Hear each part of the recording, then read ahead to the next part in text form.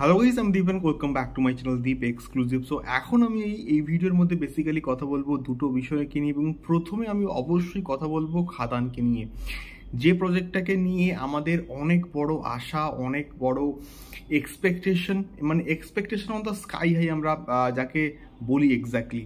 So খাদান এর first যে schedule, এটা কিন্তু মোটামুটি কলকাতায় হয়েছে, আমরা এটুকু কিন্তু মোটামুটি জানি, এবং ইতিমধ্যেই কিন্তু মোটামুটি কিছু কিছু স্টিল ইমেজেস কিন্তু ভাইরাল হয়েছিল। তো সেক্ষেত্রে ফার্স্ট শিডিউলের পর এবারে যে মেন যে পোর্শন, তার কিন্তু শুটিং হবে হচ্ছে আমাদের আসানসোলে, এবং দেবদা তার অফিসিয়াল ফেসবুক পেজে কিন্তু একটা পোস্ট এবং একটা ছবি কিন্তু শেয়ার করেছেন, এবং সেখানে কিন্তু তিনি সেই একই রকম ছবি কিন্তু দেবদার যে প্রিভিয়াসলি পুজো রিলিজ বাঘাটিনের ক্ষেত্রেও কিন্তু তিনি শেয়ার করেছিলেন। একই রকম পোজে একটা চেয়ারের পেছন দিক থেকে বসে আছে, এবং সেখানকার যে কয়লা খনিগুলো আমরা কিন্তু দেখতে পাচ্ছি ব্যাক এন্ডে। তো সেই জায়গা থেকে দাঁড়িয়ে আসানসোলের যে পোর্শন, তার যে শিডিউল কিন্তু মোটামুটি আজকের থেকে স্টার্ট হয়ে গেল। তো মানে শুটিং তো খুব স্পিডে কিন্তু হচ্ছে।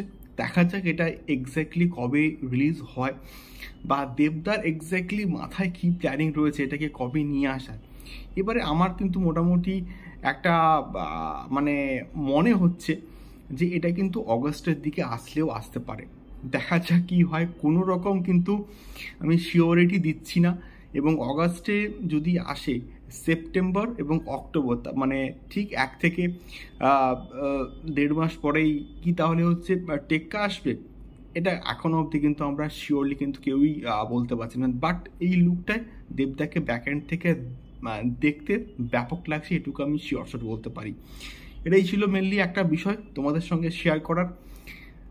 তোমাদের এই লুকটা কেমন লাগলো আমাকে অবশ্যই কিন্তু কমেন্ট করে শেয়ার করতে পারো। দেখা হচ্ছে পরবর্তী ভিডিওতে। টাটা।